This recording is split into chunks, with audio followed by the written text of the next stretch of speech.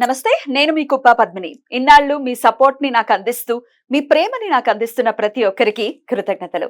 ఇప్పుడు చూడబోతున్న ఈ వీడియో కూడా ఖచ్చితంగా మీకు ఉపయోగపడుతుంది. లైక్, షేర్ అండ్ సబ్స్క్రైబ్ చేసి మీ ఇష్టాన్ని అలాగే మీ సపోర్ట్ ని నాకు అందించండి. అలాగే ఈ వీడియో పట్ల మీ అభిప్రాయాన్ని కమెంట్ సెక్షన్ లో కమెంట్ చేసి నాకు తెలియజేయండి. నమస్తే. నమస్తే, వెల్కమ్ టు అవర్ ఛానల్. నేను పద్మిని. ప్రస్తుతంతో పాటు ప్రముఖ ఆధ్యాత్మికవేత్త, నారీసేన ఫౌండర్, దత్త ఉపాసకురాలు, శ్రీపాద శ్రీవల్లభ దత్తపీఠ వ్యవస్థాపకురాలు శ్రీమతి లతా దత్త గారు మనతో పాటు ఉన్నారు. మాట్లాడదాం. నమస్తే అక్క. నమస్తేరా అక్క.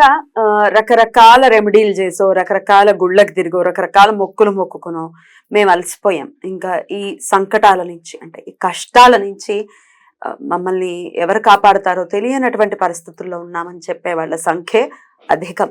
వస్తూనే ఉన్నాయి కష్టాలు, ఒకదాని తర్వాత రెడీగా ఉంటాయన్నమాట. సుఖాలు మాత్రం అలా రావట్లేదు. ఒకవేళ అలా ఉన్నా చెప్పుకోరు అనుకోండి. మేము చాలా సుఖంగా ఉన్నామని ఎవరు చెప్పుకుంటారు? ఎవరు చెప్పుకోరు, కామ్గానే ఉంటారు.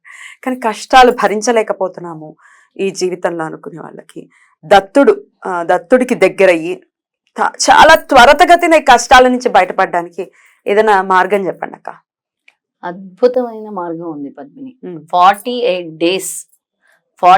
డేస్ ఆసనం మీద కూర్చొని తూర్పు ముఖంగా దత్తాత్రేయ స్వామి ఫోటో పెట్టుకొని 108 సార్లు గనక నేను చెప్పిన స్తోత్రం మండల దీక్ష చేసి ఎవరైతే ఈ స్తోత్రం చేస్తారో 48 డేస్ తర్వాత వెంటనే వాళ్ళ సంకటాలు తొలగిపోయి వాళ్ళ కోరిక నెరవేరుతుంది. ఓకే, అలాంటి పవర్ఫుల్ స్తోత్రం ఇది. దీని పేరే సంకట నాశన శ్రీ దత్త స్తోత్రం.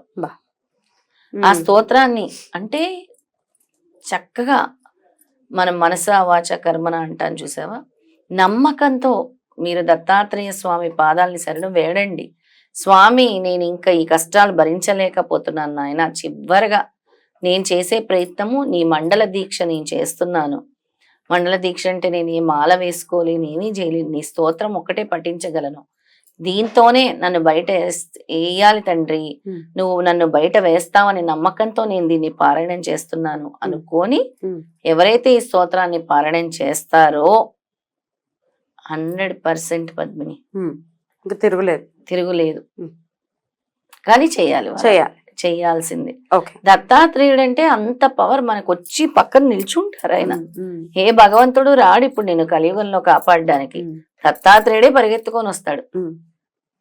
ఆయన స్మరించగానే పరిగెత్తుకొస్తాడు. కలి పురుషుణ్ణి కూడా ఆయనే శాసించగలడు. బ్రహ్మ రాసిన రాత కూడా ఆయనే తిరిగి రాయగలడు. ఇంకెవరు ఇలాంటి పని చేయలేరు కూడా కలియుగంలో. దత్తుడు ఒక్కడే మనల్ని ఆదుకునేవాడు. మరి ఎట్లా అక్క? ఆ స్తోత్రం ఏంటి? ఒకసారి చదివి వినిపిస్తే నేర్చుకుంటాము. డెఫినెట్ గా దీని నుంచి బయటపడాలి, ఇంకా మాకు ఇంకా వేరే ఇంకా ఆప్షన్ లేదు అని. ఇప్పుడు కొన్ని పరిహారాలు చేయించుకోవాలి, లేకపోతే ఈ హోమాలు, లేకపోతే ఏమైనా చెప్తే కనుక జపాలు, దానాలు చెప్తే అది చేయించుకునే స్తోమత కూడా లేని వాళ్ళు ఉంటారు, చాలా మంది ఉంటారు. ఇప్పుడు అలాంటి వాళ్ళందరూ మేము ఏమీ చేయలేము, మేము హోమాలు చేయలేము, యజ్ఞాలు చేయలేము, కనీసం ఈ మంత్ర జపం చేసుకుంటాం, మాకు ఏ స్తోమత లేదు. ఇన్ఫాక్ట్ అలా హోమాలు చేయించుకునే దానికంటే కూడా చాలా నమ్మకంగా మనం ఎఫర్ట్స్ పెట్టి స్తోత్రం చదవటం, నమ్మకంగా చేసేదానికి ఇంకా పవర్ ఎక్కువ ఉంటుంది. చాలా పవర్ ఎక్కువ ఉంటుంది, చాలా ఖచ్చితంగా ఉంటుంది పద్మిని. డబ్బులు ఇచ్చేసామని చేయించేసుకున్నాం, అక్కడ మనసు ఉందా లేదా అనేది తెలియదు మనకి. అదేం తప్పని కాదు, కానీ ఇది ఇంకా ఎఫర్ట్స్ మనం స్వయంగా చదువుకోవటం కదా. డెఫినెట్ గా అవును, స్వయంగా చదువుకోవటము. మనము ఆయన ఇప్పుడు భగవంతుడు ఎప్పుడు ప్రీతి చెందుతాడు పద్మిని? ఆయన్ని స్తుతిస్తే ఎక్కువ. నువ్వు చూడు, ఎక్కడైనా గాని భక్తుల్ని తొందరగా అనుగ్రహించేది దత్తదాసుని ఎందుకు అనుగ్రహించాడు? అక్కడ శ్రీపాద శ్రీవల్లభుడు ఉపనయనం జరుగుతుంటే ఈ దత్తదాసు మాలవాడు కాబట్టి, ఎలా లేదు కాబట్టి అక్కడ కూర్చొని శ్రీపాద శ్రీవల్లభుడు జన్మించాడు పిఠాపురంలో, ఆయనకి ఈ రోజు ఉపనయనం జరుగుతుంది అని స్తుతిస్తే దాన్నే శ్రీపాదులు వారు ఎంత కరుణామూర్తి, ఆయనకు అక్కడ స్తుతిస్తుంటే ఆగలేక అసలు ఆ యజ్ఞోపవీతం ధరించి వెంటనే ఉపనయనం అవ్వగానే వెళ్ళిపోతూ ఉంటే ఆపడానికి ప్రయత్నిస్తారు. లేదు, నా కోసం దత్తదాసు ఇంత స్తుతించాడు, నేను వెళ్ళాలి అని పరిగెత్తుకు వెళ్తాడు.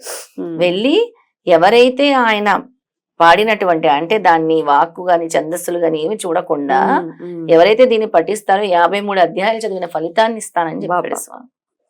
భక్తాధీనుడు. భక్తాది అంతే కదా. అంతే. ఏ భగవంతుడైనా అంతే, అంతే. ఆయన స్తుతిస్తే అంతే ఇలా Right. కరిగిపోతాడన్నమాట. Right right. సో డెఫినెట్ గా మార్గం ఉంది, కంగారు పడాల్సిన అవసరం లేదు, అధైర్యపడాల్సిన అవసరం లేదు. అధైర్యపడాల్సిన అవసరం లేదు. దత్తుడు ఉన్నాడు మనకి. దత్తుడు ఉన్నాడు. దత్తుడు ఏం చెప్తున్నాడంటే ఇక్కడ కూడా రైట్. విధి విధానం ముందుగా చెప్తాను. Mm. గృహస్థులకు కలుగు సమస్త ఉపద్రవములు, Mm. సంకటములు ఈ స్తోత్ర పారాయణం వల్ల తక్షణమే పరిహరింపబడగలవు. Mm. భక్తి ఇంద్రియ జయము నియము నిష్టలు కలిగి, ఇక్కడ ఏం చెప్తున్నాడు, భక్తి ఇంద్రియ జయము అంటే ఇంద్రియాల జయం, Mm. దాన్ని జయించాలి. నియమ నిష్టలు కలిగి నిత్యము 108 వంతున 48 దినములు పారాయణం గావిస్తే అప్పటికప్పుడే కోరిన ఫలితము ప్రాప్తించగలదు. కోరిన ఫలితం వెంటనే ప్రాప్తిస్తుంది అనమాట. అలాగే స్తోత్రం చేసిన వెంటనే సర్వ సంకటములు తొలగిపోవును. Hmm.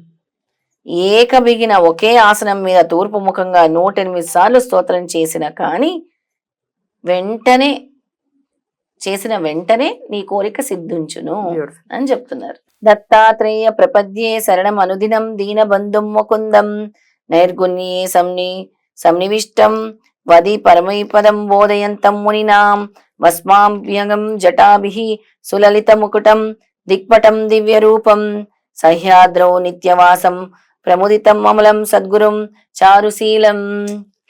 అనసూయాత్రి సంభూతో దత్తాత్రేయ దిగంబరః స్మతృగామి స్వభక్తానాం ఉదాత్తభవ సంకటాత్ దరిద్ర విపగ్గేః యః సాకం భుక్త్వా తుమాశ్రియం తదో శ్రీదత్తదేవః సదారిద్ర్యశ్రీప్రదోవతు దూరీకృత్య పిశాచార్తిం జీవయుత్వామృతం సుతం యో బోధభిష్టదః పాతు సనః సంతానవృద్ధికృత్ జీవయామాస భర్తారం మృతం సత్యః మృత్యుః మృత్యం జయః సయోగీంద్రః సౌభాగ్యం మే ప్రయచ్చతు.